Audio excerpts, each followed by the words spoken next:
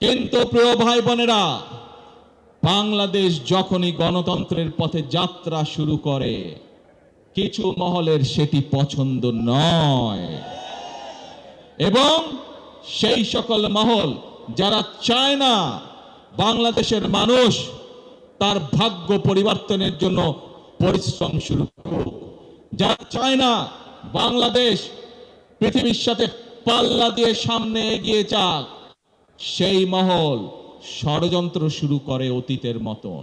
অতীতে যেমন তারা ষড়যন্ত্র করেছিল, প্রিয় ভাই বোনেরা, তাদের সেই ষড়যন্ত্র কিন্তু 12 তারিখের আগে যখন সফল হয়নি, 12 তারিখে যখন তারা দেখলো বাংলাদেশ তো আবার জনগণের সিদ্ধান্ত মোতাবেক চলা শুরু করলো, বাংলাদেশ তো আবার গণতন্ত্রের পথে চলা শুরু করলো, তখন নতুন করে তারা ধীরে ধীরে বিভিন্ন রকম ষড়যন্ত্র শুরু করলো।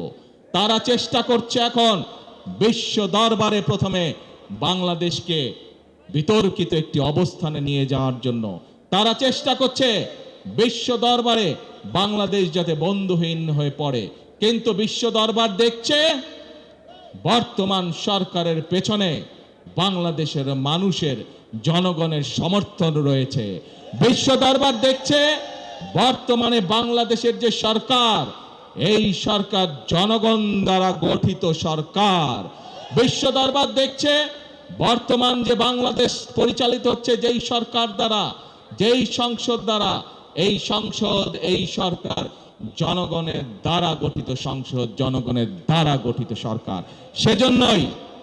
সেজন্যই বিশ্ব দরবার তাদের কথায় কর্ণপাত করছে না, বরং বিশ্ব দরবার জনগণের যে নির্বাচিত প্রতিনিধি, জনগণের যে নির্বাচিত সরকার, তাদের সাথে কথা বলছে কিভাবে তারা এই দেশে বিনিয়োগ করবে, কিভাবে তারা এই দেশে শ্রমিকদের ভাগ্য পরিবর্তনে সহায়তা করবে, কিভাবে তারা এই দেশের মানুষের ভাগ্য পরিবর্তনে সাহায্য করবে।